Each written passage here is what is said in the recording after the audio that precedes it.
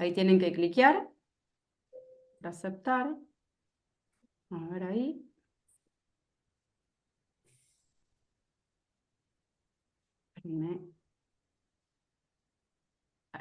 Ahí estamos, ¿no?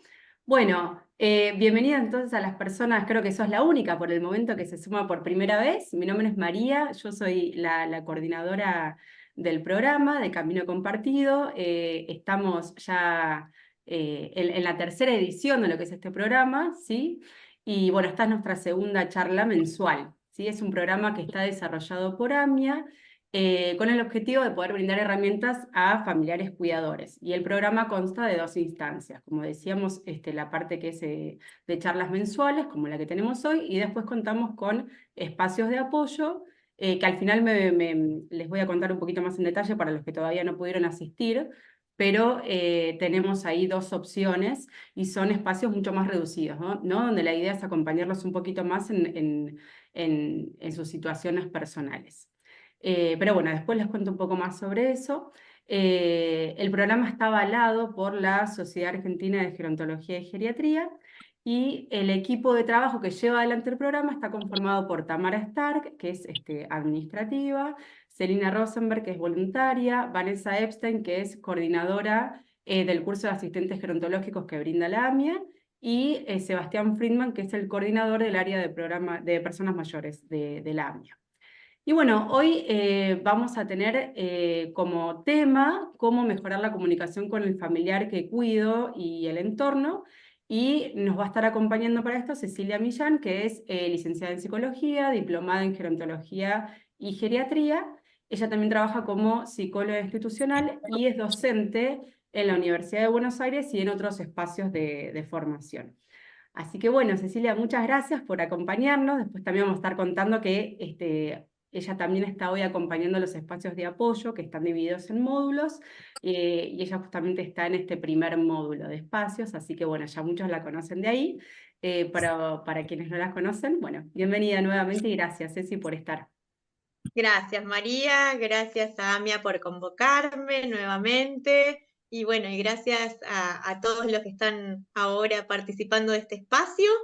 Espero que en primer lugar lo disfruten y principalmente que les sirva, ¿no? Que puedan encontrar cosas útiles y que podamos también tener algún intercambio en relación a lo que es el tema que nos convoca, que es la comunicación, algo que parece a veces muy complejo y algo que no es tan complejo si prestamos atención y si nos relajamos un poco, ¿no? La comunicación cuando cuidamos a un familiar, a un adulto mayor que no elegimos cuidar, que atraviesa una situación de dependencia, que esa dependencia puede tener que ver con lo funcional, puede tener que ver con lo cognitivo, que nos interpela como hijos, como pareja, como familiar, como cuidador, como entorno, ¿no? En un montón de cuestiones que a veces nos satura y nos cansa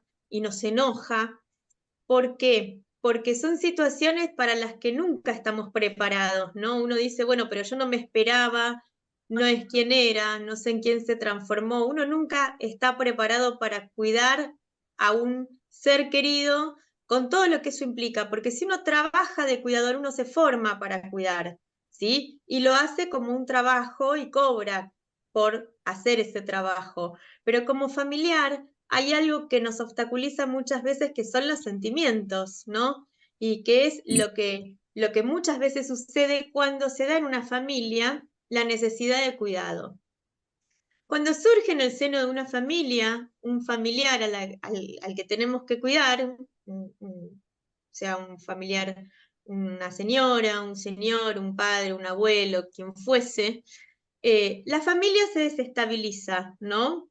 La familia se desorienta, la familia inicialmente no sabe qué hacer y muchas veces esto tiene que ver, en principio porque es una situación que no se espera, como les decía recién, pero también porque no está claro qué es lo que hay que hacer, ¿no? Entonces, algo que tiene que ver con la comunicación es el diagnóstico, ¿no? A veces tenemos un familiar a quien cuidamos y no sabemos qué es lo que tiene. salvo que sea algo muy concreto y evidente, como que se cayó y se rompió la cadera, a veces, sobre todo en las patologías que implican deterioro cognitivo, no está claro el diagnóstico. A veces en cuadros confusionales no está claro por qué sucede. A veces los familiares dicen, bueno, pero es la edad, ¿no? Incorporando un concepto un poco viejista, ¿no? Bueno, ¿cómo no lo voy a cuidar si tiene 90 años? ¿Qué voy a esperar? ¿No? Si ya está a esta altura de su vida. Entonces, algo que es fundamental, y con esto quiero arrancar esta charla, es el tema de los diagnósticos. Tener en claro cuál es el diagnóstico nos predispone para saber qué es lo que tenemos que hacer. Y para eso es importante también armar una buena comunicación, abrir una buena comunicación con el equipo tratante. Y equipo tratante me refiero a si hay un médico, un neurólogo, un psiquiatra, un psicólogo, un terapista ocupacional, otro cuidador a quien se le paga para estar con esa persona mientras el familiar no pueda estar, ¿sí? Y tener la mayor cantidad de información posible sobre lo que le sucede a la persona que se cuida. Y esto, aunque parezca una obviedad, lo digo porque muchas veces llegan a la consulta familiares saturados o a la institución saturados de cuidar a una persona a la cual desconocen cuál es su enfermedad, ¿sí? Desconocen si es una demencia, entonces muchas veces vienen con el concepto de demencia senil, que sabemos que hoy por hoy es un concepto que no se usa más, porque las demencias tienen un nombre, ¿no? Las demencias no es lo mismo un Alzheimer que una demencia frontotemporal. Los síntomas van a ser diferentes. Y si yo sé por qué el Alzheimer es diferente a una demencia frontotemporal, voy a poder encarar un tratamiento diferente y un cuidado diferente y más efectivo. Pero para eso, ¿qué tengo que hacer? Preguntar. Muchas veces los familiares no preguntan suficientemente a los médicos. Entonces vienen con poca información, ¿no? O con algún titulito que por ahí el médico dice así al pasar y se quedan con eso. Para tener un diagnóstico preciso hacen falta muchas herramientas. No voy ahora a ahondar en ese tema, pero sí es importante que sepan que como familiares tienen el derecho y prácticamente la obligación de preguntar todo lo que no saben siempre a todos los profesionales, porque esto les va a dar a ustedes. Otra vez, mirá lo que me dice. La sentencia la... ¿Alguien quiere hacer algún comentario? Había un micrófono abierto, yo ahí lo estuve silenciando. Ah, ok. Les hablaba de preguntar todo lo que no sepan y preguntar cómo sigue esto, preguntar cuál es el mejor camino, preguntar qué herramientas tomar, preguntar por qué sucede, preguntar, hablar sobre los miedos que despierta en uno, ¿sí? Con los médicos, porque esto también nos genera cierto alivio y nos orienta frente a la enfermedad, ¿sí? O frente a la limitación del familiar que estamos cuidando. Muchas veces no tiene una enfermedad, tiene una limitación que requiere cuidado. Dicho esto, algo que tenemos que tener muy presente es la necesidad de aceptación de la situación de dependencia y de la situación de cuidado. ¿Por qué? Porque si no sobreviene algo que también es muy frecuente, que es la queja. Y acompañando un poco a la queja el desconocimiento, ¿no? Bueno, pero no era así. Bueno, pero no sé en qué se transformó. Bueno, pero ¿hasta cuándo? Bueno, pero no hay nada que alcance, ¿no? Algo que veíamos en los dos encuentros que tuvimos de los grupos de trabajo, ¿no? Es cierto, a veces la sensación es que nunca nada alcanza, pero si yo sé qué tengo que hacer y hacia dónde tengo que ir y cuáles son las limitaciones que puede tener mi cuidado, entonces algo de esto sí va a alcanzar, va a ser suficiente y voy a poder trabajar mejor las expectativas. Y las expectativas es importante también ponerlas en palabras. ¿Cuánto puedo hacer yo como familiar o como cuidador? ¿Hasta dónde puedo cuidar? ¿Y hasta dónde debo cuidar? ¿Qué cosas sí y qué cosas no? ¿No? Tener objetivos claros en el cuidado. ¿Qué cosas puedo hacer como familiar y qué cosas tiene que hacer un cuidador formal o una enfermera, por ejemplo, ¿no? Como familiar muchas veces administrar una medicación, controlar los signos vitales, no es necesario que, es más, no es necesario, no deberíamos ocuparnos, ¿sí? Y hay situaciones desbordantes donde los familiares llegan y dicen, no puedo más. Y cuando uno pregunta, resulta que está terminando de hacer un trabajo de enfermería donde prácticamente es una tarea sumamente compleja y obviamente que lleva a la saturación. Entonces, por eso decía, poner en palabras y poner en claro cuáles son los objetivos, las expectativas y qué sí y qué no. Y cuando hablo de familiares, algo que también quiero mencionar es tratar de mantener una comunicación efectiva y eficaz en la medida de lo posible en el seno de la familia o el entorno de la persona que estamos cuidando. Yo estoy hablando de un familiar, y digo el familiar en familiar, o el cuidador, porque en general sabemos que hay uno que se hace cargo de la situación. A veces hay familias muy numerosas, a veces hay familias de 3, 4 integrantes, a veces la persona está sola. Algo que es básico, no importa si la persona esté sola, si tenga 8 hermanos o sean 2, es armar una red. ¿Qué es armar una red? Tener un grupo de profesionales, incluso de referentes familiares, amigos, vecinos, alguien del edificio con quien contar en caso de necesidad. ¿Para qué? Para no estar solos, ¿sí? El médico, el encargado del edificio, la mejor amiga que la llama todos los días, quien fuese que pueda acompañar en el cuidado, ¿sí? Y por otro lado, decía, en el seno de la familia, tratar de involucrar la mayor parte posible de integrantes de la familia. Sé que a veces esto es casi misión imposible, ¿no? La idea es promoverlo. Si se puede y funciona, fantástico. Si no se puede y no funciona, bueno, algo siempre quizás pueden aportar. He conocido muchísimos casos donde está el familiar que cuida, pero está el familiar que paga. No puede aportar cuidados, pero aporta plata, ¿no? Frente a esto, el familiar que cuida se queja. Bueno, muchas veces es preferible que aporte plata a que directamente no aporte ni presencia, ni plata, ni nada. ¿Sí? Hay casos y casos, pero a veces cada uno aporta lo que puede desde donde puede. Después veremos cada situación en particular y veremos que hay situaciones donde sí, realmente los familiares, como se dice de una manera informal, se borran. ¿Sí? Esto está claro, pasa en muchísimas familias, pero si nos quedamos rumiando la idea de que se borró, no participó, claro, total, para ella es fácil, o vive en el exterior, o vive lejos, o nunca viene a visitarlo, la verdad que eso alimenta la queja y obstaculiza más nuestra tarea. Volviendo al tema de la comunicación, algo que es muy importante a tener en cuenta es el tema del lenguaje. Cuando nosotros decimos comunicación, siempre pensamos en esto, en hablar, ¿no? Y que le decimos, cómo se lo decimos, cómo decirle a mi hermana que tiene que pagar y que venga y que traiga la plata porque se va a ofender, porque siempre está de mal humor, y cómo decirle a mi mamá que ya me dijo 500 veces esto, entonces llega un momento que le grito, pero yo no me doy cuenta y grito.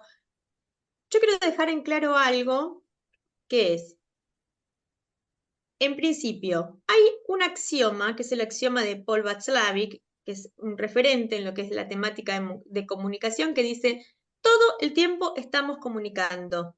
No hay un momento en el que dejemos de comunicar. Comunicación es todo, no es solamente lo que se dice. Comunicación es lo que no se dice, comunicación es esto, yo ahora estoy un poco acotada, pero si me observan, yo gesticulo mucho con las manos cuando hablo, ¿no? Comunicación es si yo hablo y hago esto y digo, bueno, entonces en la clase lo que podemos hacer, comunicación es si yo estoy dando la clase o estoy dando la charla, mejor dicho, y alguien agarra el celular, entonces yo voy a ver y voy a decir, esta persona o está distraída o le está pasando algo o no le interesa lo que estoy diciendo. Todo el tiempo emitimos mensajes, ¿sí? Cómo nos vestimos, cómo nos paramos, el tono de voz. Esto ténganlo presente porque es fundamental. Y es fundamental incluso, hago hincapié, en los casos, en todos los casos, ¿sí? Ahora lo vamos a ver, pero en los casos de deterioro cognitivo es una herramienta sumamente útil la comunicación. Y ahora les voy a explicar por qué. Dentro de la comunicación tenemos 3 tipos de comunicación. La verbal, que es esto que estamos haciendo, ¿no? Yo estoy hablando, todos nos entendemos y todos manejamos el mismo código, ¿sí? No hace falta poner un traductor abajo, nadie habla otro idioma, ¿no? Compartimos, entendemos las mismas palabras. Si yo estuviera dando esta charla, por ejemplo, en México o en Chile, que me ha pasado, hay palabras que, si bien todos hablamos el mismo idioma, cambian, ¿no? Entonces la comunicación se altera, porque si yo digo alguna palabra que en Chile se dice diferente, quizás se puede entender diferente y se presta al malentendido. Esto puede pasar en una familia también, ¿eh? Pongo el ejemplo extremo de lo que puede pasar dentro del mismo idioma. Entonces, esa es la comunicación verbal, lo que digo, ustedes me entienden, nos entendemos, compartimos el mismo código. Después está la comunicación paraverbal, que es la que tiene que ver con cómo se dice lo que se dice. No es lo mismo si yo les estoy hablando en este tono que si yo de repente digo, cuando una persona tiene limitaciones, ¿no? Y empiezo a hablar en voz baja porque alguien se acerca, ¿no? Entonces, o si yo hablo con alguien que tiene una deprivación sensorial auditiva, ese día se olvidó el audífono, entonces yo tengo que modular más y decirle, hoy vamos a ir a una actividad que le gusta. Entonces uso más, abro la boca, hablo más claro, uso más las manos, ¿no? ¡Qué frío! ¿No? Cuando uno tiene como que exagerar el tono de voz, exagerar la gesticulación. Esto lo hacemos permanentemente, ¿no? O cuando directamente mando a alguien, no, a algún lugar y lo digo lo que se dice a sotoboche, más sí, basta, estoy podrida ya, estoy harta, todos los días lo mismo, todos los días otra vez preguntando, ¿no? Esto es un lenguaje paraverbal, es lenguaje verbal porque estoy hablando, pero también tiene que ver con algo que estoy transmitiendo. Y muchas veces se hace esto pensando que la persona no está escuchando o no se da cuenta, ¿no? O subestimándola. Y después tenemos lo que se llama el lenguaje no verbal, que es el lenguaje que le decía de los gestos, el lenguaje de la mirada, el lenguaje de si yo hablo con una sonrisa o si todo el día tengo una cara como de amargada, entonces todo lo que me piden lo doy de mala manera, o los gestos son bruscos, o tengo que mover a alguien trasladar a alguien en una silla de ruedas y lo agarro y lo llevo, entonces hago todo así como a las apuradas, ¿no? Incluso la fuerza que ponemos en los gestos, en tocar a alguien, ¿no? Si yo a alguien lo toco del hombro así de una manera suave, o si lo toco del hombro y lo hago fuerte, todo es lenguaje, pensemos eso. Todo el tiempo estamos comunicando, es imposible no comunicar. Entonces, tenemos el lenguaje verbal, el paraverbal, que es cómo se dice lo que se dice, y el no verbal, que son todos los gestos, esta cuestión de hablar por ahí con, ¿no? Yo no estoy diciendo nada, pero estoy hablando, ¿no? O si esta cosa que se usa mucho adelante o atrás o en el costado de la persona que se cuida y es, ¿no? El gesto, ¿no? Hago gestos sencillos, los hay mejores, los hay peores, ¿no? Más exagerados, menos exagerados, ¿no? Las personas registramos todo el tiempo los gestos, las miradas, las expresiones con los ojos, las expresiones con la boca. ¿Cuántas veces hacemos expresiones con la boca que no nos damos cuenta? ¿Sí? Son inconscientes. ¿No? Quizás no se ve mucho porque no se hace un primer plano de mi boca, pero más o menos me ven, ¿no? ¿No? El mofarse, ¿no? Todo el tiempo estamos expresando con todo el cuerpo, ¿sí? Incluso cuando no expresamos con el cuerpo, puede ser con la mirada, puede ser con la ropa, puede ser con la forma de caminar, ¿sí? Con un montón de cosas estamos expresando. Entonces, tengamos en cuenta esto, comunicación es todo, todo. ¿Y por qué lo digo, insisto y lo repito? Porque muchas veces algunas situaciones que tienen que ver con el cuidado llegan a extremos de desgaste, de saturación, de malos tratos, y no sabemos por qué.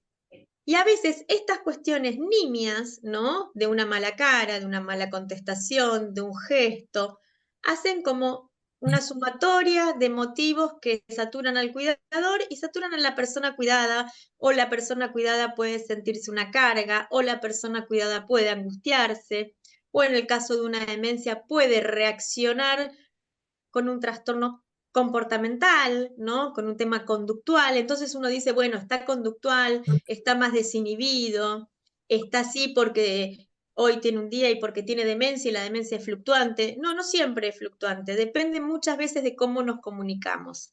Entonces, tengan presente esto, porque además, todo el tiempo nosotros lo que estamos haciendo o lo que deberíamos hacer con la persona que cuidamos es validarla, ¿sí? Validarla desde lo que puede hacer y desde lo que no puede hacer. Para eso es importante conocerla, para eso es importante conocer su enfermedad, sus limitaciones, sus capacidades, algo que es tan importante, porque siempre nos centramos y ponemos el foco en, bueno, no puede hacer esto, ¿por qué? O se olvidó, ¿no? Tiene deterioro cognitivo, tiene demencia, se olvida, o está desinhibido, entonces tiene conductas más agresivas, más violentas, o está en una silla de rueda y no puede. Sabemos en general todo lo que la persona no puede. Si yo les preguntara ahora lo que no puede la persona a la que cuidan, me dicen de entrada por lo menos 5 cosas. Ahora sí, piensen esto, ¿no? Hagan este ejercicio. Si yo les pregunto 5 cosas que sí puede hacer la persona a la que están cuidando y que le gusta hacer. Cuesta muchísimo más pensar en las capacidades, en el potencial, en las habilidades conservadas, y sobre eso tenemos que hacer mucho foco, porque eso es lo que tenemos que estimular. No se estimula solo el déficit, ¿sí? No puede caminar, entonces estimulamos un poquitito la marcha porque tiene dificultades, en el caso que se pueda, ¿no? O bueno, no puede recordar, entonces taller de la memoria, estimulación cognitiva. Se estimula sobre todo el potencial, porque el potencial hay que conservarlo. Entonces, si a esa persona a la que estamos cuidando le gusta la música, bueno, pongámosle música, porque va a pasar el día mejor. Si a esa persona le gusta la novela turca, bueno, que vea novelas turcas, porque la va a pasar mejor. Y si a esa persona le gustan las plantas, bueno, le compro 3 plantitas y que haga el ejercicio de trasplantarlas, que es un trabajo súper sencillo, las plantitas esas económicas que se venden en la calle, en las puertas de los supermercados. No hay que hacer grandes inversiones o pasar una planta de una maceta a la otra. Digo, pero ser creativos a la hora de estimular el potencial y ponerlo en palabras también. ¿Qué le gusta? ¿Qué quiere hacer? ¿Qué le gustaría hacer? Insisto, estamos más acostumbrados a poner el foco en el déficit, ¿sí? Volviendo al tema de la comunicación, algo que es fundamental también, yo les hablaba de los 3 tipos de lenguaje, y muchas veces estos 3 tipos de lenguaje que los hablé en el cuidador, los tiene la persona cuidada y eso nos permite reconocer o no lo que es o no un síntoma o una expresión de la enfermedad. ¿Qué quiero decir con esto? A veces decimos, bueno, está insoportable, me insulta, está de mal humor, está... Eso que estamos diciendo que vemos en la persona a la que cuidamos, ¿sabemos si realmente es un cambio de humor o es un síntoma de la enfermedad? Por ejemplo, ¿sabemos si realmente es porque tiene una demencia y está fluctuante? ¿Sabemos si realmente es porque tiene un cuadro confusional por una infección urinaria? ¿O realmente es una persona que siempre fue agresivo o violento?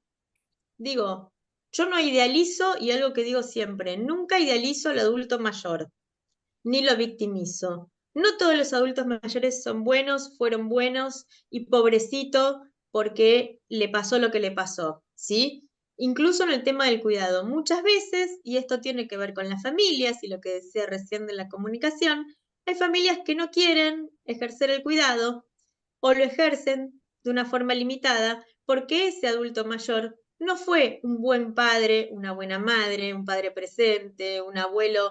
A lo mejor fue un maltratador, fue un abusador, fue alguien que realmente no ocupó un buen lugar en la familia. Entonces el familiar hace lo que puede. Desde ese lugar no hay que juzgar nunca las conductas, ¿sí? ¿Por qué? Porque siempre la familia es diferente en cada entorno. ¿Qué quiero decir con esto? Ese mismo familiar es un familiar para una pareja y es una persona para una pareja y es otra persona como padre, a lo mejor, para un hijo, ¿sí?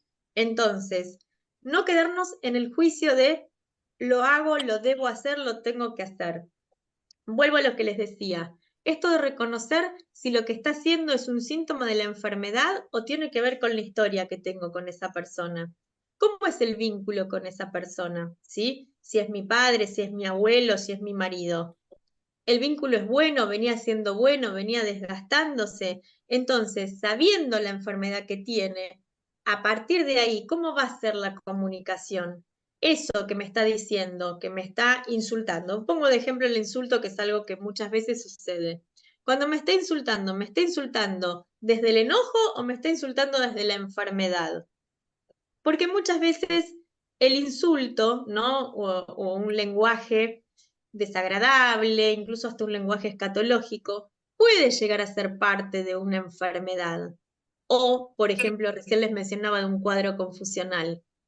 O mismo el delirio, ¿no? Muchas veces dicen, bueno, se volvió loca. No, no, no, está alucinando, está totalmente loca, ¿no? O nunca aceptó la silla de ruedas, entonces desde que está en silla de ruedas es una maltratadora o un maltratador. Eso es desde que está en la silla de ruedas o siempre fue así. Digo porque es importante, insisto, esto, poder ponerlo en palabras y poder trabajarlo para saber qué hacer con ese lenguaje y con esa persona y cómo hacer las mejores intervenciones posibles, ¿sí? Y ahora vamos a ver algunas de estas cuestiones. Algo que también hay que tener en cuenta cuando hablamos de comunicación, ya sea entre las familias o con cuidadores que contratemos o con personal que nos ayude, sea personal que trabaje en la casa o sea, insisto, el neurólogo, son el tipo de contratos que establecemos. Y esto no es un detalle menor. ¿Por qué? Porque si yo voy a tener un cuidador que trabaje 8 horas o una cuidadora que venga a la casa 8 horas por día a estar con esa persona y acompañarla y a cuidarla, es una cosa. Ahora, si yo le voy a pedir al cuidador que además, por ejemplo, la bañe, le dé la medicación y me vaya al supermercado a la hora que la persona duerme la siesta, es otra cosa, ¿sí? Entonces, contratos siempre claros.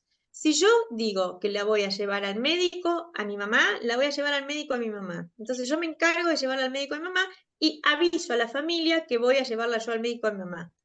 El que quiera ir, que participe, el que no quiera ir, que no participe. Tratar de abrir canales de comunicación, porque en general hay mucho malentendido. Y a veces para los profesionales es un poco engorroso, incluso han habido situaciones, a mí me ha pasado de tener situaciones muy conflictivas, donde uno da la información al familiar que acompaña, ¿no? Entonces después aparecen dos hijos llamando por teléfono y pidiendo la devolución. Bueno, pero ¿qué le dijo? Bueno, pero mi mamá, ¿cómo está? Bueno, ¿y pero ahora qué hacemos? ¿No? Yo en estos casos, bueno, ahora existe el WhatsApp, existen los grupos de WhatsApp, a veces se arman entre familias los grupos de WhatsApp, a veces se desarman entre familias o te saco del grupo de WhatsApp o salgo del grupo de WhatsApp. Recuerden que todo es comunicación, ¿no? Y eso también muchas veces define el tipo de cuidado que vamos teniendo.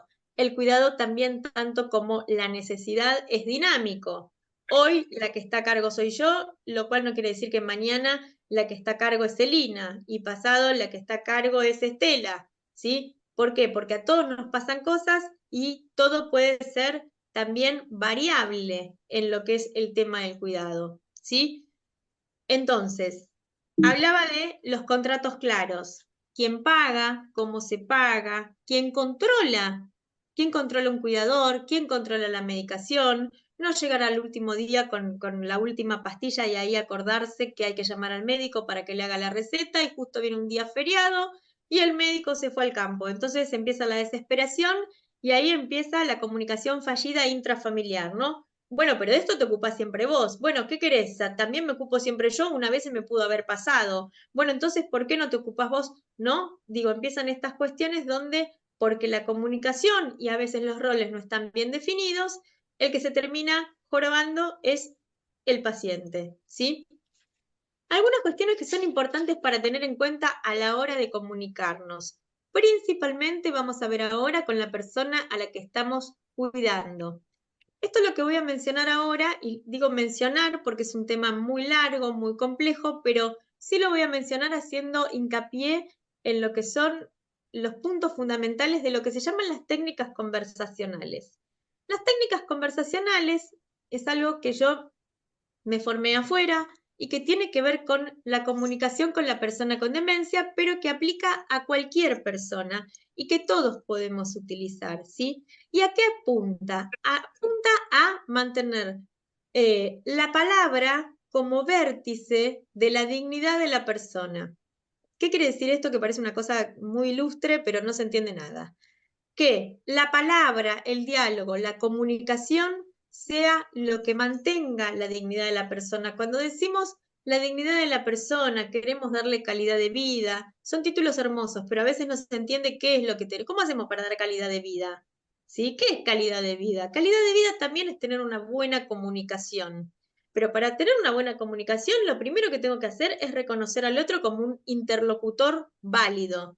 Porque si yo lo reconozco como al enfermo que tengo que cuidar, ¿no? Y que está todo el día hinchando y que se olvida que que me pide 40 veces las cosas, o que mi hermana me llamó 280 veces y me tiene podrida porque lo único que quiere es que le pase un informe, o que, digo, así eso está empantanado, digamos, no se abren canales saludables de comunicación, el médico lo único que hace es darme la receta, entonces eso no es comunicación. Comunicación es otra cosa. Vamos a hablar un poco de lo que es la comunicación con la persona a la que cuido. Les hablaba de considerarlo como un interlocutor válido.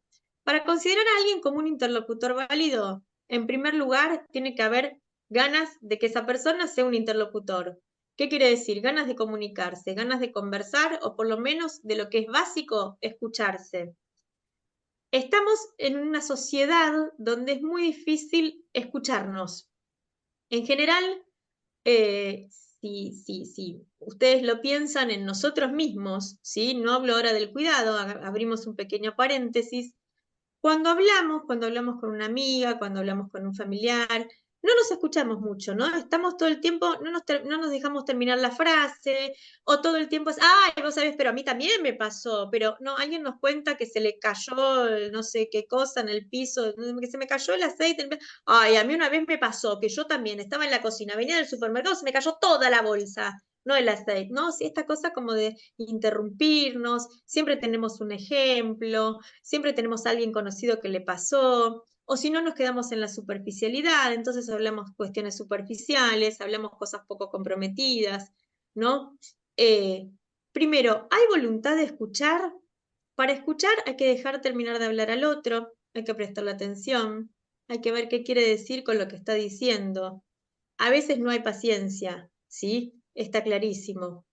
A veces es necesario tener paciencia, porque, insisto, el otro está transmitiendo un mensaje que tenemos que entender hacia dónde vamos, a qué apunta con eso. Entonces, muchas veces antes de intervenir con algo, con alguien en el cuidado, lo principal es escuchar.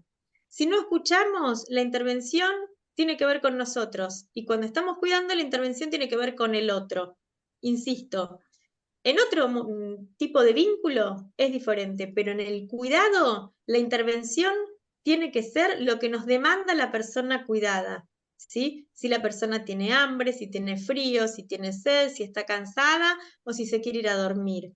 Pero para eso tenemos que escuchar antes de hacer la intervención. Y esto es algo que en general no hacemos. Hacemos las intervenciones porque creemos que es lo mejor que podemos hacer, porque es lo que nos indicó el médico, porque es lo que nos dijo el neurólogo, o lo que dijo el médico de la televisión, o lo que estamos acostumbrados a hacer. Entonces, cada persona transita su enfermedad de manera diferente. En el caso de las demencias, por ejemplo, algo en lo que yo también me especializo, muchas veces dicen, bueno, pero tenemos que lo pongan a pintar mandalas. ¿A la persona le gusta pintar mandalas? No sé, a lo mejor le gusta pintar mandalas y está buenísimo, a lo mejor le gusta mirar la tele, está buenísimo, a lo mejor le gusta estar recostado con los ojos cerrados escuchando música. Todas las demencias son diferentes, decía Kitwood, y hay tantas demencias como personas que las padecen, ¿sí? El Alzheimer se va a dar con características similares en todas las personas que tengan Alzheimer porque tiene, digamos, determinados síntomas que hacen a la enfermedad. Pero no es lo mismo el Alzheimer de una persona al de otra. ¿Por qué? Porque tienen historias diferentes. Entonces, esta cuestión de la estimulación cognitiva, el mandala y el ponerle la música para que cante, no, hay que ver qué es lo que a la persona le gusta.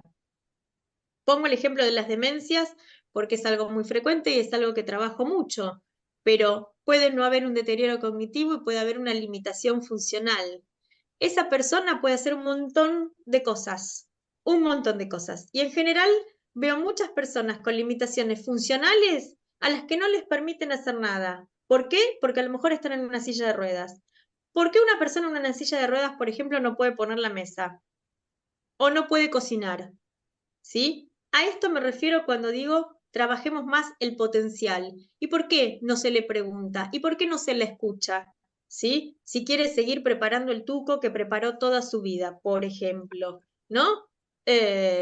Muchas veces digo, pongo casos y ejemplos concretos de situaciones reales que he visto en domicilios, en residencias, donde, bueno, de repente está en silla de ruedas y se acabó la vida, ¿no? Entonces está condenado a la silla de ruedas o al andador y no cocinan, ¿no? Digo cocinar como ejemplo, ¿no? Pueden hacer 1500 cosas. Entonces, insisto, escuchar y ver qué es lo que la persona quiere y desea. Cuando hablamos y escuchamos es importante no interrumpirnos. ¿Por qué? Porque muchas veces, y esto sí tiene que ver con el funcionamiento neurocognitivo en los adultos mayores, que es de lo que estamos hablando en este programa, es diferente y está enlentecida la velocidad de procesamiento de información, ¿sí? Entonces, si yo estoy hablando con un adulto mayor y de repente le hablo muy rápido o de repente lo interrumpo, enseguida capaz que se olvida y que se olvide implica perder el hilo o perder el deseo o perder la comunicación o perdernos un montón de cuestiones que tienen que ver con lo que esa persona estaba manifestando, ¿sí?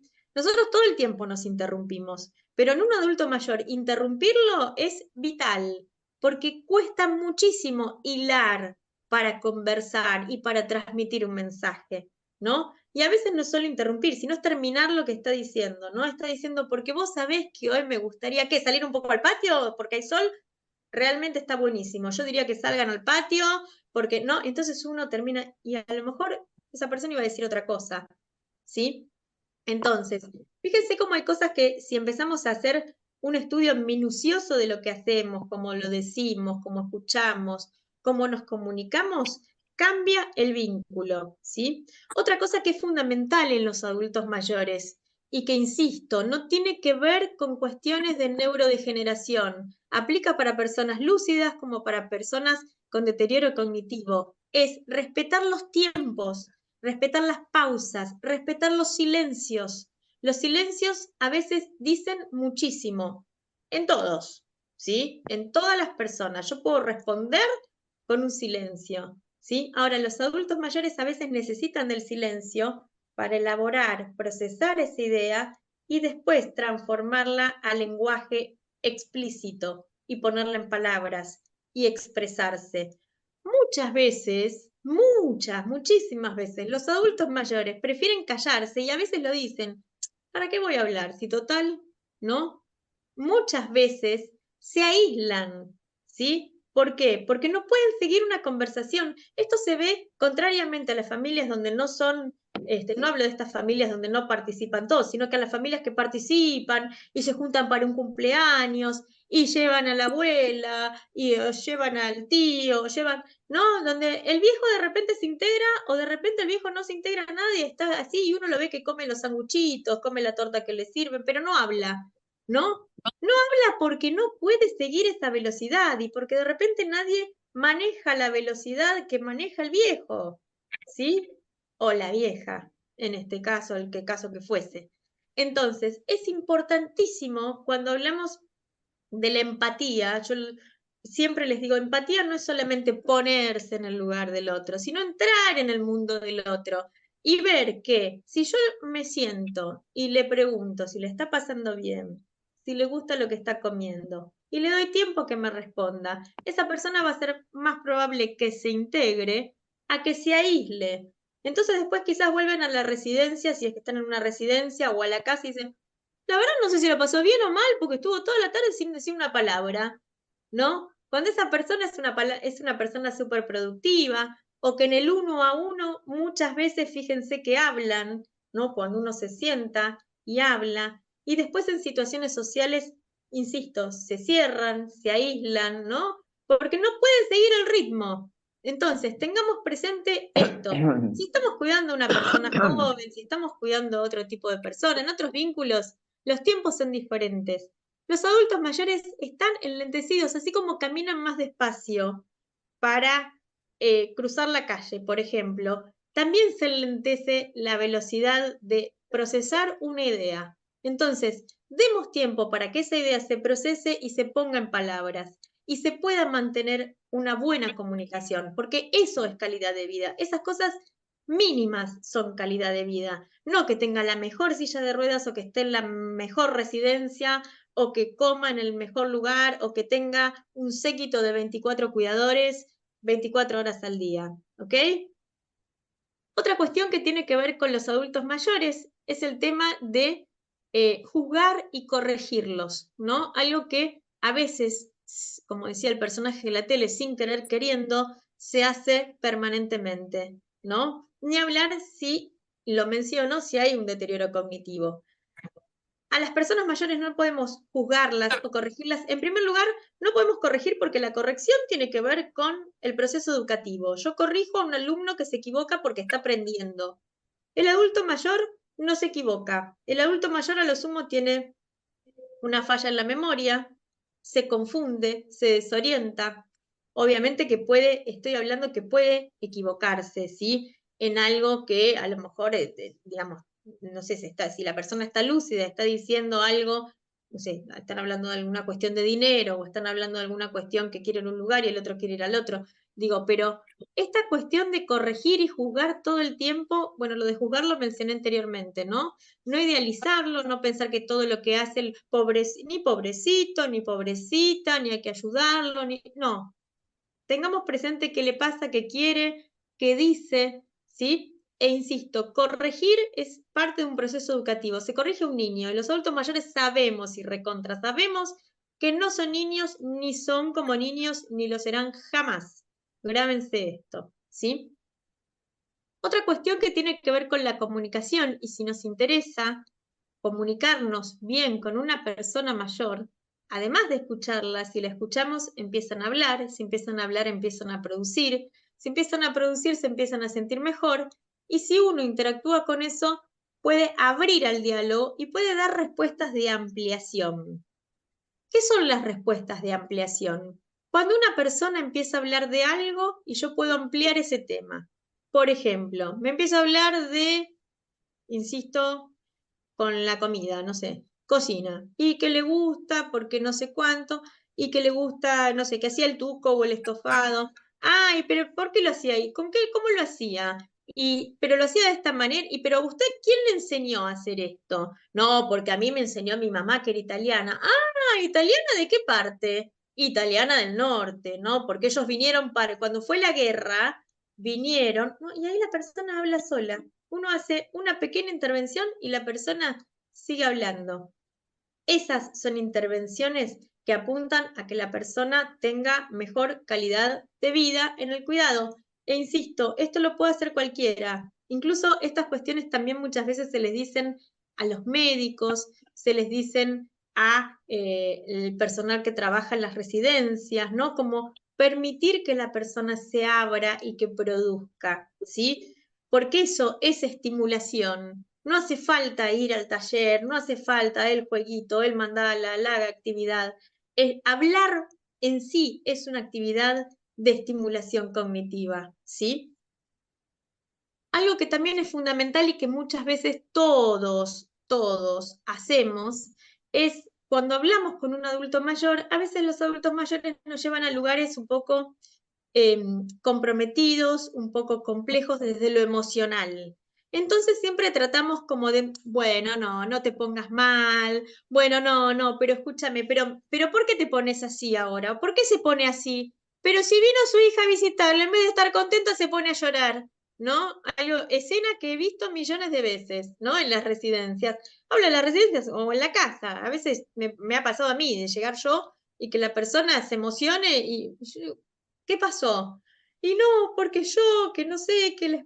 Digo, no eh, digamos, no acotar la emoción, incluir las emociones en el diálogo, en la comunicación y validarlas. Incluso preguntar, bueno, ¿está contento? ¿Está triste? ¿Qué le pasa? ¿No? Si llora, si se ríe, ¿no? A veces las emociones pueden ser positivas o negativas. Estamos más acostumbrados a lidiar con las positivas porque generan efectos más positivos, ¿no? Pero cuando la persona se angustia, cuando la persona no puede hablar, cuando la persona está hablando y de repente, no sé, se equivocó, algo que me pasó hoy justamente. Una paciente, en vez de decir el nombre del hijo, dice el nombre del marido. Entonces me dice, porque este fin de semana fue el cumpleaños de... Y me dice el nombre, hace, ¿no? Como que en ese momento, y se emociona. Generalmente estamos acostumbrados a, bueno, no hablo de mi lugar y del contexto en el que se dio, ¿no? Pero bueno, te equivocaste, ya está, son nombres más o menos, desestimar la emoción. Es bueno poner la emoción en palabras y decir, bueno, pero, por ejemplo, ¿por qué lo habrás nombrado? Seguramente que habrás querido que esté en el cumpleaños. Uy, ¿qué te pasó que lo nombraste? ¿No? Incluir las emociones. Uy, cómo se lo extraña papá, ¿no? Como realmente, ¿no? Si fuera que nombra al padre, ¿no? Poder incluir eso que la persona dice y no tratar de dejarlo afuera. ¿Por qué? Porque nos involucra y porque a lo mejor no queremos emocionarnos nosotros también, o no queremos conectar con esa fibra íntima que también nos moviliza. Entonces, muchas veces las emociones las desestimamos, ¿no? Bueno, incluso si no tenemos un vínculo, las desestimamos. Esto que yo comento, ¿no? Escena clásica en la residencia. Viene el hijo o la hija de visita y la persona al momento del encuentro se emociona, lo abraza, ay, qué bueno que viniste. Y uno ve mismo el personal, ¿no? Y no es una crítica al personal, ¿no? Es una anécdota, es un ejemplo. Bueno, pero no se emocione, viene a visitar a la hija y se pone mal. La verdad que no la entiendo. Lo he visto millones de veces, es algo que no, bueno, sí, se emociona, la vienen a visitar, ¿no? Incluso cuando se lo llevan, cuando les traen un regalo, a veces cuando nos dan un regalo se emocionan también, ¿no? Demos lugar a la emoción es parte de la vida, permitámonos nosotros mismos también emocionarnos más, porque estamos todo el tiempo con el nudo en la garganta, el nudo en la garganta no está bueno, ¿sí? Y lo que estamos haciendo como cuidadores, como profesionales de la salud o lo que sea, muchas veces también nos involucra desde lo emocional, ¿sí? Quizás los que estamos desde el lugar de profesionales estamos más entrenados porque de repente vemos 20 pacientes en un día o vemos casos difíciles, complejos, entramos, salimos, tenemos que disociarnos porque es lo que elegimos para trabajar, pero en la familia, yo siempre digo, ¿no? Y algo que siempre, que uso muchas veces con los familiares, digo, ¿no? Cuando tengo una reunión o algún encuentro, hay una situación conflictiva. Mira, me dicen, bueno, pero lo que pasa es que para vos debe ser una cosa. No, para mí sí debe ser una cosa, pero para vos es tu padre. Para mí es un paciente, pero para vos es tu padre. Y yo te entiendo, porque si tocan a mi padre, yo salto, ¿sí? Entonces, como hija, te entiendo. Ahora, como profesional, te digo, mira, llámalo al neurólogo, pregúntale, visítalo más seguido, no lo visites, llévatelo, no lo lleves, ¿no? Uno puede ir, entrar y salir, pero tengamos en cuenta que somos personas a las que nos pasan cosas todo el tiempo, ¿sí? E incluir esta variable emocional, sin tapujos, sin vergüenza, sin miedo, ¿sí? Todo el tiempo nos estamos reprimiendo las emociones, el que se emociona es débil, el que se emociona no, pero no llores, pero ¿por qué? Si tendría que estar contento. ¿Quién dijo que tendría que estar contento? A lo mejor viene el hijo y se pone triste, porque el hijo le recuerda a la familia, le recuerda a la casa que dejó, le recuerda al marido, o le recuerda que, no sé, qué sé yo, ¿no? Entonces, pongamos las emociones en palabras y hablemos, tratemos de incluirlas, ¿sí? Porque eso habla de un diálogo y de una comunicación más sana. Y esto, además de las personas que cuidamos y de los adultos mayores, que sirva también para nuestra vida cotidiana, ¿sí? Insisto, todo el tiempo estamos reprimiendo nuestras emociones porque además no tenemos mucho tiempo, ¿no? ¿Cómo me voy a emocionar si tengo que estar bien porque tengo que después meterme en el Zoom y después tengo que hacer esto y cuando termino tengo que... ¿No? Entonces, tratemos de darnos más tiempo para incluir lo emocional, no digo tampoco, como diría Moria, si querés llorar, llorar y lloremos todo el día. No es cuestión de la emoción negativa ni del llanto, la emoción puede ser de felicidad, la emoción puede ser de alegría, puede ser de algo que me moviliza, puede ser de algo que me hace acordar a algo, ¿sí? Pero tratemos de incluirlo un poco más. Algo que también es fundamental en lo que es el diálogo con las personas mayores es responder a las preguntas que nos hacen. No hablo en el caso del deterioro cognitivo, aunque lo voy a mencionar, pero muchas veces nos preguntan sobre qué pasa, cómo sigue esto, qué dijo el médico, ocultamos información, mentimos, no decimos la verdad, decimos las cosas a medias. Las personas mayores son mayores. ¿Por qué? Porque tienen más años. ¿Qué quiero decir con esto? No son tontos. Se dan cuenta de las cosas cuando ocultamos información, cuando no les decimos todo. Piensen ustedes cómo se sentirían si se les oculta información, si no se les dice la verdad, si son engañados, si les mienten. Yo, la verdad, si algo que detesto es eso, que me mientan, ¿no? En la vida. Yo, persona que me miente, soy muy intransigente con la mentira. Piensen cuando se les miente a los adultos mayores o cuando ustedes pensando, porque insisto, todo esto siempre con buena intención. A veces es con mala intención, pero pocas veces, ¿sí? Pero que le están mintiendo para que no sepa que está enfermo o que tiene que hacerse una tomografía computada y entonces le invento que, bueno, vamos a ir primero y le armo un mundo de... No, digo, existen lo que se llaman las mentiras blancas, que son rápidamente, estoy sintetizando muchos conceptos. Son esas mentiras o esas cosas que se dicen de alguna manera como para paliar el efecto de algo traumático que pueda suceder o que se va a hacer. Por ejemplo, si hay que hacer una interconsulta con un especialista porque un cuadro se está grabando. Entonces, uno no le va a decir de entrada tampoco la honestidad brutal, ¿no? A esa persona a la que está cuidando, bueno, mira, esto es así. El médico dijo que tenemos que ir a ver a este especialista porque esto está progresando feo y la verdad que no. Entonces, se usan las mentiras blancas como, bueno, tenemos que hacer una interconsulta porque hay algo que no está claro. Por eso se llama, queda un poco como más elegante, como diferente, ¿no? Incluso en el caso de las demencias o el deterioro cognitivo, cuando, pensemos tantas veces que he visto incluso institucionalizar a personas a las que se les dice que se las va a llevar a una clínica, que se les va a llevar a una quinta, que se les va a llevar a un hotel, que se las llevan de vacaciones y entran a una residencia. ¿Cuántas veces les mienten? Incluso a veces siendo una indicación, ¿no? La mentira. Todo esto siempre juega en contra. Consciente, inconscientemente, lúcido, no lúcido, demenciado, no demenciado, a ninguno de nosotros nos gusta que nos mientan. Entonces, siempre con la verdad, siempre de frente, encontrando las mejores palabras posibles, generando espacios de escucha y momentos de escucha y de diálogo, ¿sí?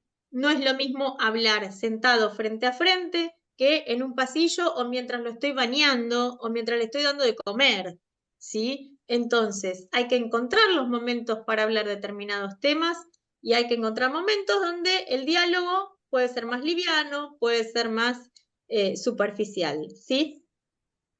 Hablaba de devolver efectividad. Es importante cuando uno escucha a una persona mayor, si lo que dice lo dice y lo cuenta por primera vez, será novedoso. Ahora, hay veces que en las demencias lo cuentan por enésima vez y no es novedoso, pero siempre a todos nos gusta que nos devuelvan efectividad. ¿Qué quiere decir esto? Que cuando yo digo algo, la otra persona me preste atención y que yo pueda ver que está asentando o no, o que me pregunta lo que yo estoy diciendo, ¿no? Por ejemplo, si yo doy esta charla y estuvieran todas las cámaras apagadas, la efectividad sería diferente a que están prendidas, yo les veo las caras y veo si yo de repente digo algo y veo a alguien que hace así, digo, bueno, por ahí se acordó de algo, ¿no? Esa es efectividad. Todo el tiempo, ¿vieron cuando nosotros hablamos y alguien está hablando y uno dice, hace un gesto como asentando, como diciendo sí, tal cual, o no, pero eso quiere decir que estoy escuchando al otro. Y las personas mayores necesitan ser escuchadas, porque tienen muchísimo para contar, porque la escucha los sostiene y porque, insisto, esas son las pequeñas cosas, como dice la canción, que dan calidad de vida, ¿sí? Siempre tengan en cuenta algo fundamental cuando trabajen o cuando cuiden o cuando estén al lado de una persona mayor. Sobre todo una persona mayor, de cualquiera, pero sobre todo una persona mayor. Traten de hablar con palabras y con conceptos que generen efectos positivos, ¿sí? Esto es algo que les voy a poner un ejemplo. En lo personal lo trabajé mucho, ¿saben cuándo? Cuando fue la época de la pandemia. ¿Se acuerdan que en la pandemia prendíamos la televisión y el noticiero nos decía la cantidad exacta de muertos que había por día? Eso era fatal. Hoy había 15.544 muertos en el país. Díganme si no era, o sea, nos acostumbramos en esa época, ¿no? Porque llegó un momento que el día que había 10 millones, 10 millones, mire yo, 10.223, decíamos, hoy hubo menos muertos, ¿no? Hoy pasaron de 15.400 a 10.500, hubo menos, estamos mejor, ¿no? Se ve que ya con la segunda dosis, ¿no? Incorporamos palabras muertos, enfermedad, la vacuna, no nos dábamos cuenta, pero incorporamos todo el tiempo conceptos sumamente negativos, perturbadores y nocivos. Las personas mayores, esto, bueno, yo que lo escuchaba todo el tiempo, les afectaba tremendamente, porque piensen que si a una persona mayor todo el tiempo le hablamos de enfermedad, de muerte, de dolor, bueno, todos conceptos negativos, o sea, la persona mayor decodifica de otra manera. La persona mayor vive la vida con otro sentido de finitud, ¿sí? La persona mayor transita la enfermedad desde otro lugar, muchas veces, ¿sí? ¿Qué otro lugar? Depende. No voy a entrar ahora en tema porque es mucho más largo, pero a veces mucho más vital, ¿no? Y con otro sentido de la vida que una persona joven o que otra persona, vamos a decir, ¿sí? Esto es muy singular.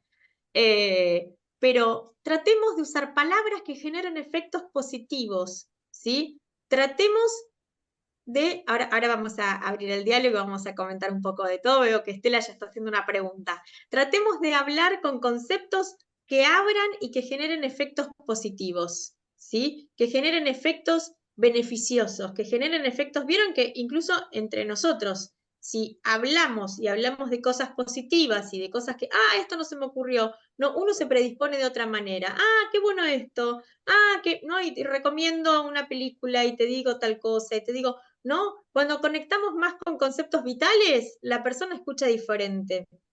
Por eso pongo el ejemplo de la pandemia, porque todo el tiempo los conceptos o las palabras que circulaban eran todos relacionados con, ahora lo vamos a ver, ya estaban haciendo muchas preguntas y ahora los vamos a responder. Todos están relacionados, estaban relacionados, digo, en la pandemia con conceptos negativos. Y insisto, pongo el ejemplo de la pandemia porque es donde más se visibilizó esto, ¿sí? La vejez muchas veces, ¿sí? Trae aparejadas cuestiones que tienen que ver con que el viejo, y me meto un poco en alguna de las preguntas que vi muy así por encima, hable de cuestiones negativas, ¿no? De qué va a pasar y que si la plata. Es cierto que también no podemos escapar a la situación psicosocial, el entorno donde vivimos, ¿no? Y que si la plata, que si alcanza, que si la jubilación, que si los remedios, que si entregan los remedios, que si, ¿no? Digo, un montón de cuestiones. No podemos escapar a eso y decir, bueno, pero mirá, hace frío, pero mirá, hay sol, al menos hoy tenés bizcochitos para el mate y pensemos, no, el falso optimismo no, el optimismo tirado de los pelos no. Cuestiones realistas, pero que generen en ellos y en nosotros también efectos positivos. vamos a dejar acá. Veo que ya empezaron muchas preguntas y muchas cosas interesantes para dialogar. Así que bueno, espero que les haya gustado, que les sirva y bueno, abramos al diálogo. Muchas gracias. Gracias, Ceci. Súper interesante. Aparte tocaste tantas cosas y todo tan bien explicado que nada, está buenísimo. Vamos a quienes tengan ahí alguna consulta, algo que les haya quedado, que quieran comentar. Pueden, si quieren, abrir Pero el micrófono. eso iba a decir, que lo ¿Está digan, Cinti? porque vi A ver. que escribieron. Varios ¿Cómo escribieron te ahí. va? Si quieren, vemos ahí. Primero está comentario, alguna consulta. Estela había Claudia. levantado la mano. ¿Quién? Perdón, a ver, yo la vi a Estela, Claudia. ¿Alguien Estela. más? ¿Estela? Sí, sí. Sí, yo había preguntado qué pasa cuando son ellos, porque yo tengo a mis padres muy mayores, cuando son ellos los que son negativos y siempre ven la parte negativa de todo y se hace difícil remarla. Parece que yo voy a la casa y remo para sacar algo positivo. A ver, vos habías puesto algo de depresión, ¿fuiste vos? No, no, no. Ah, no. Ah, ok, pensé que era, me quise leer y no, no. No, yo puse ¿qué pasa cuando son ellos los que son negativos? Porque, Yo por puse ejemplo, el tema del depresión. COVID que vos diste, era ellos constantemente que me hablaban por teléfono. Cuidado, no salgas, que hay tantos muertos, hay tantos internados, todo el día era eso. Y están todo el día con las noticias con eso. Y no logro que cambien de canal, que le dan otra cosa, nada.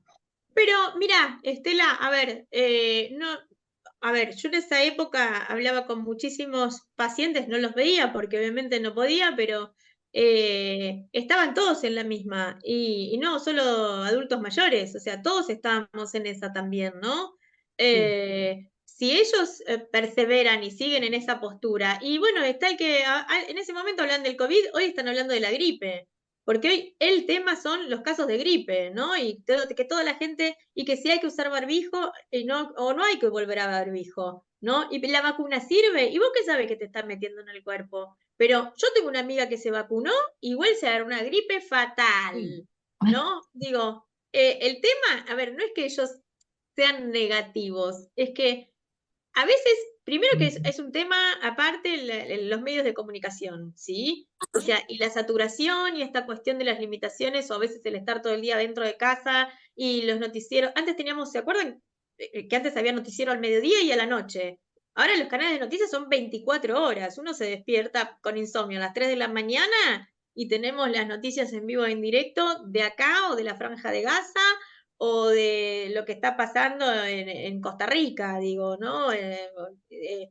Es un bombardeo de noticias que a veces es nocivo, es perturbador. Sumado a que si hay una estructura de base que sea un poco como medio negativa, como no siempre la queja o siempre ver como, uff, y esto que vos decías recién, y no salgas y que esto y que aquello, frente a eso, a ver, gracias Cecilia, es el diálogo de tus padres. O sea, si ellos son así, no los vas a cambiar ahora. Lo que sí podés hacer es acotar un poco eso e intervenir vos con algo que para vos sea positivo, ¿no? Y por ahí contar vos algo positivo. Después si ellos se enganchan o no, o vuelven. Pero me parece que estamos hablando de una estructura que ya es así y que, insisto, muchos adultos mayores y muchos no adultos mayores también ahora. Son los temas como que están dando vuelta y a veces es imposible tratar de que hablen de otras cuestiones. Pero sí voy más, no a lo que circula, sino a lo personal, ¿no? Cuando tiene que ver con lo autorreferencial, quizás, que es donde sí podemos hacer la intervención. Claro, son negativos en todo, o sea, en cuanto a lo de ellos, en todo. Por eso te digo, no solo con las noticias de afuera, de interior también, de Sí. ellos. Bueno, son así, son así. El asunto es que, bueno, si son así, quizás fueron así toda la vida también. Digo, no es una estructura, por eso hablo de Sí, cuestión estructural. ¿Cómo? es que no sé si fueron siempre tan así, obviamente se agudizan con los años, obviamente. Claro, pero nunca habrán sido, o sea, demasiado optimistas o demasiado positivos o demasiados. Me parece que acá es una cuestión estructural. El tema es que esto no les cambie la vida de manera negativa. Ese es el Sí, punto. les cambia. Por eso estoy acá en este grupo. ¿En qué sentido? Para todo, o sea, todo lo ven así, para abajo. Nunca van a ver algo positivo en todo, en sus quehaceres diarios, en todo, en su rutina. Por eso me preocupa. Son negativos, más allá que hayan sido un poco negativos. Son negativos. ¿Qué es lo que te preocupa de la negatividad? No entiendo eso. Que se dan manija para todo, en lugar de disfrutar, que hoy vamos a estar reunidos toda la familia, no. Ellos son negativos y no lo disfrutan. Entonces arma un círculo muy, o sea, se hace todo un entorno feo, digamos. A cada uno que le hablan por teléfono, cada familiar que le habla, es todo un drama. Para todo es drama, por eso. Cecilia, perdón, Sí. perdón, le iba a preguntar a Estela si pudiste participar de los espacios de apoyo en algún momento, porque por ahí vamos a poder profundizar un poquito más eso, que nos puedas contar un poquito Sí, más tu situación y por ahí Claro, sí, y puede yo ser, quería puede decir, ser, puede ser. Sí, no, hasta ¿pudiste ahora no. asistir? ¿A ¿Eh? alguno de los espacios pudiste asistir o todavía no? La primera vez me anoté, entré y me empezó a llamar mi mamá, obviamente tuve que cortar. Bueno, ahora cuando terminemos les recuerdo las fechas y horarios porque me parece que estaría bueno, ¿no? Que puedas participar ahí del espacio y creo que vamos a poder acompañarte mejor. Sí, sí, dale. y además, digo, o sea, me faltaría para mí, para dar una respuesta más completa, tener un poco más de información, Claro. ¿no? Pero esas son las cuestiones que trabajamos en los espacios que decía Perfecto. María, Dale, ¿sí? dale. Dale. Daniel, Bueno, Daniel, habla, Daniel. perdón, estaba Claudia que había Ah, querido, que había levantado la mano sí, primero, perdón, después perdón, está perdón. Jimena y Daniel, ¿puede ser? Tenemos tres personas. Ok. Claudia, Eh, sí, hola, ¿cómo estás? Bueno, hola. mi consulta es al revés de la que te hizo Cintia. O sea, mi mamá con Alzheimer ve los cuadros de dos hijos que fallecieron, de su marido que falleció, de su hermano que falleció, pero nunca pregunta ni dice absolutamente nada de las fotos. Entonces mi pregunta ¿es conveniente decirle, ah, mira, acá está la nena, por ejemplo, su hija mayor, o acá está tu papá, tu esposo, o no decirle nada? O sea, ella no hace comentarios, nosotros no hacemos comentarios. ¿Qué es No, lo conveniente? lo conveniente es respetar la voluntad de la persona a la que estamos cuidando. Y en ese caso, si ella no quiere hacer comentarios, tenga deterioro, no tenga deterioro, sea más apática, menos apática o lo que fuese, si no los hace, ¿por qué tenemos que hacer los comentarios? Porque queremos nosotros que hable del hijo. A ver, he visto casos así, ¿sí? Y uno dice, nunca más habló del hijo. Bueno, a lo mejor su duelo consistió en nunca más y sobrevivir, pudo sobrevivir porque nunca más habló. Bueno, cada cual lo puede elaborar o lo puede transitar como mejor le sale, ¿sí? Y si no quiere hablar, ¿por qué va a tener que hablar? ¿Quién dijo que es mejor que hable? Digo, una cosa es que yo diga, está bueno que puedan poner en palabras, respetar los tiempos, ¿sí? Pero yo no estoy diciendo lo mejor que hay es hablar de todo. No, si la persona quiere hablar, que hable. Ahora, si la persona no quiere hablar y quiere estar aislada, callada y no hablar en todo el día, que no hable, ¿no? No porque estén los portarretratos o porque venga la familia, ¿no? Estas cuestiones que muchas veces consultan las familias. Bueno, pero nos reunimos y no dice ni mu. Bueno, veamos por qué no dice ni mu. Y a veces no tienen ganas de hablar. O sea, Perdón, no perdón. forcemos, sí. Quizás hice mal la pregunta.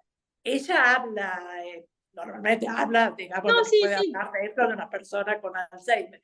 A lo que me refiero yo es que no se acuerda de quiénes son las personas que están en los retratos.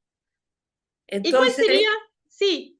Pero ¿cuál sería el entonces es objetivo de que se conveniente, acuerde y que se los recordemos? bueno, esa es mi pregunta, ¿es conveniente que les recordemos o, bueno, No. no se acuerda, se olvidó quiénes son, ya está? No, no porque va a pasar como la empleada de Cintia, la cuidadora de Cintia. Ah, no, pero acordate que este es tu hijo muerto, la desestabilizamos. Perfecto. No, no, no, no, no, no. No hay problema. Está bien, perfecto. Gracias, Muchas gracias. Claudia. Gracias. A ver, estaba. Ay, se me fue el cuadradito, ahora no la veo. Gracias, Judith, que estaban mandando que se tiene que ir. Estaba Jimena, dijiste, Jimena, sí. ¿no? ¿Jimena? Pero no la veo donde Y esté. Daniel, Sí, ahora yo la veo abajo. acá Abajo, a estoy. veces Cambió ahí por la ¿No, abajo, no se sí. basecita. me ve? Sí, Sí, sí. sí, sí, Bueno, pero a mí también se me bueno, movieron. sí, porque tenía conexión inestable, ahora me pasé a datos para que no se me cortara. Bueno, feliz de compartir estos espacios, estoy tan agradecida, creo que desde, no sé si la pandemia o cerquita, y de la Fundación Espacios de Escucha, bueno, mi consulta tenía que ver con eso. Eh, Creo que todo lo que podamos hacer con nosotros va a ser muy útil con todas las personas que nos conectemos. Yo comencé como cuidadora, ahora soy acompañante terapéutico y también mi pareja tiene ahora, va a cumplir 84 años, entonces estoy como, digamos, en distintos roles. Bueno, esta es la consulta, Ceci. Me encantó esta charla, todas las demás de las que participé, que fueron más técnicas, eh, me sirvieron desde otra perspectiva, pero este tema del enfoque centrado en la persona, de la humanización en los cuidados, y todo lo que vos planteaste, para mí, a mí me gustaría profundizarlo. La consulta es dónde, cómo podemos hacerlo. Es como que me quedé con ganas de más, es el único lugar, además del espacio de contención que tenemos, que también es un poquito acotado. Quiero, digamos, quiero ser vos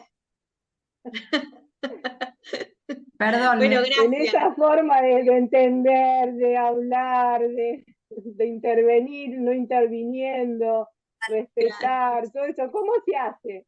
te queremos siempre ¿O a cerca, dónde podemos? Ceci. Bueno, Claro, el Acá, perdón. manual ahí de consulta, el vademecum. ay, bueno, me hiciste reír, Jimena, gracias. Primero, gracias por tu Muy devolución. distinto a todo, ¿eh? Sí, muy distinto a todo, ¿no, María?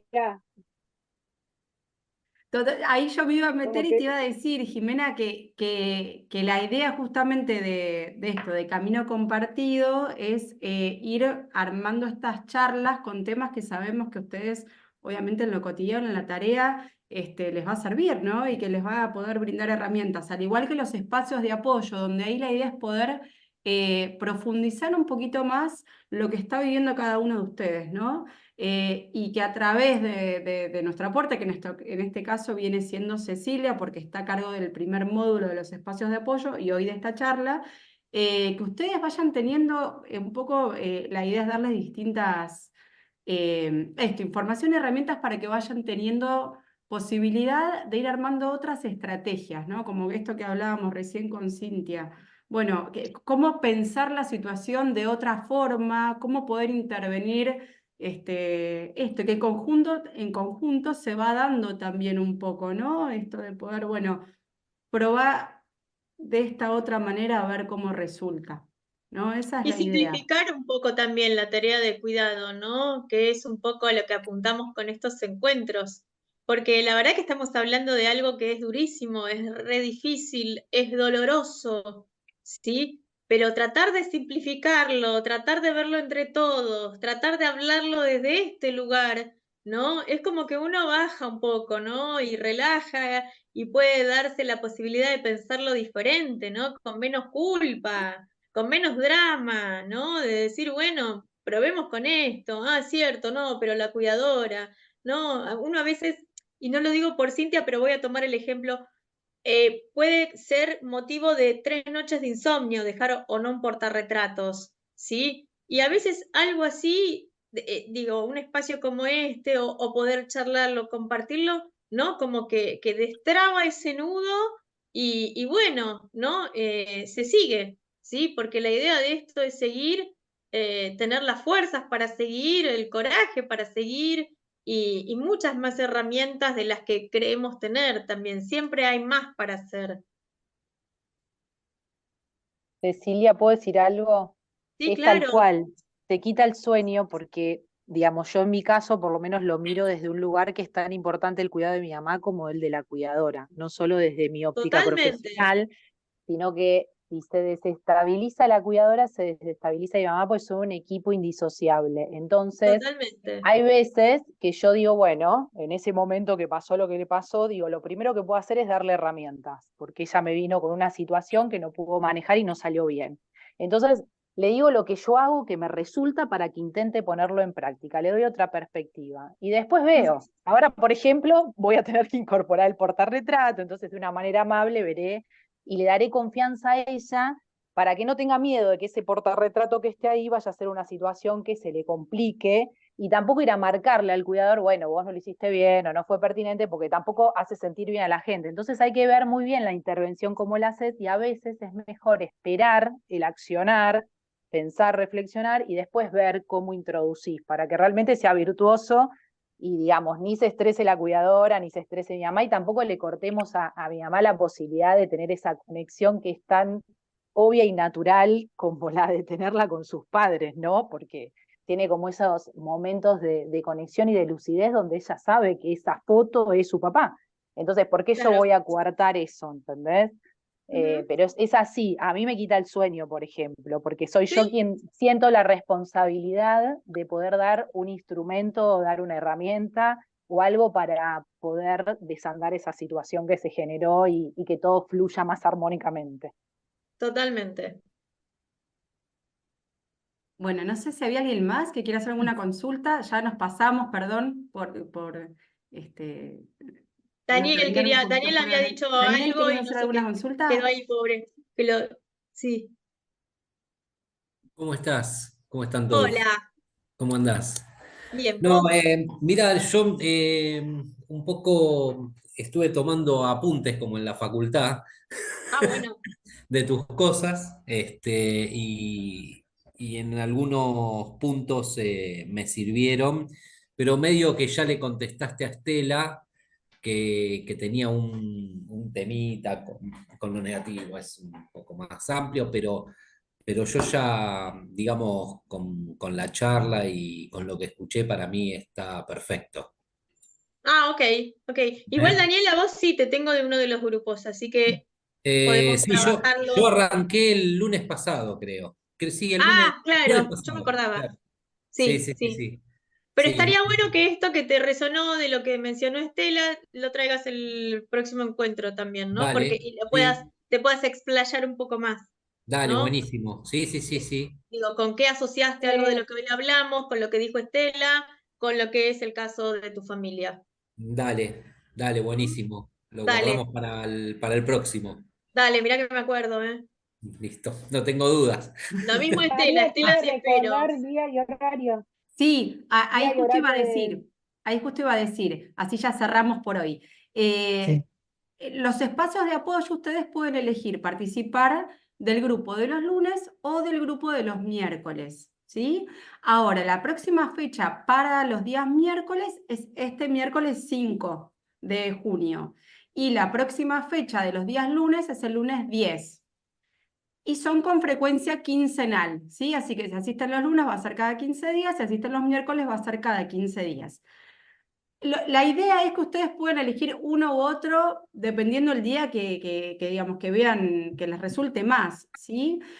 No que asistan a los dos, porque la dinámica es la misma, ¿sí? Así que bueno, esperamos que puedan asistir a alguno de los dos grupos. La información siempre les va a llegar por mail y por WhatsApp, por un grupo que armamos solo para que les lleguen los recordatorios, las fechas, digamos, y la información de cada uno de los encuentros. Así que bueno, cualquier duda A nos... las 18 están Sí. preguntando la hora.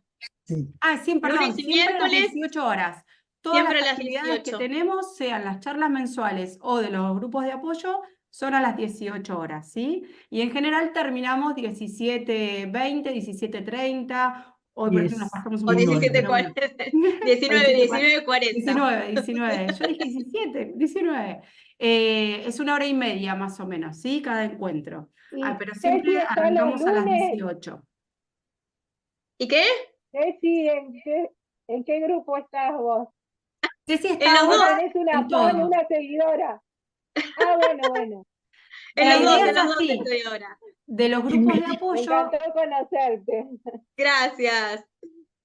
los grupos de apoyo cuentan con módulos. Entonces, este primer módulo, que es de 4 encuentros, está a cargo lo está coordinando Cecilia, ¿sí? Y que tiene que ver con comunicación.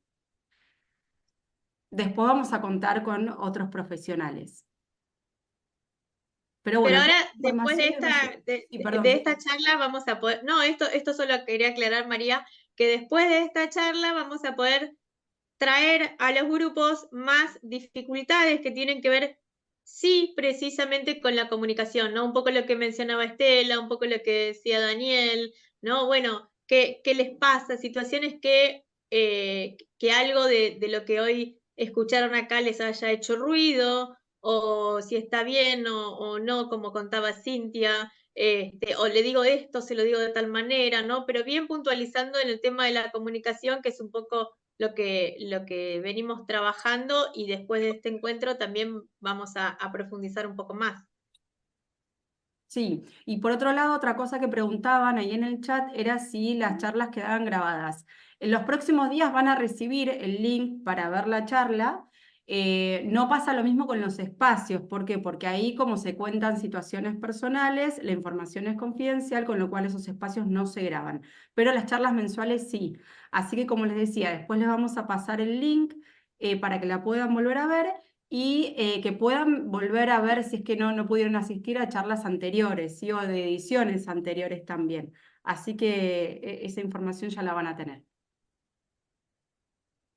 Bueno, cualquier cosa que necesiten nos escriben al mail de Camino Compartido o bueno, también al grupo, al teléfono que figura ahí en el grupo de WhatsApp. Lo que necesiten, estamos a disposición y esperamos verlos la semana que viene, tanto en los espacios como en la próxima charla mensual.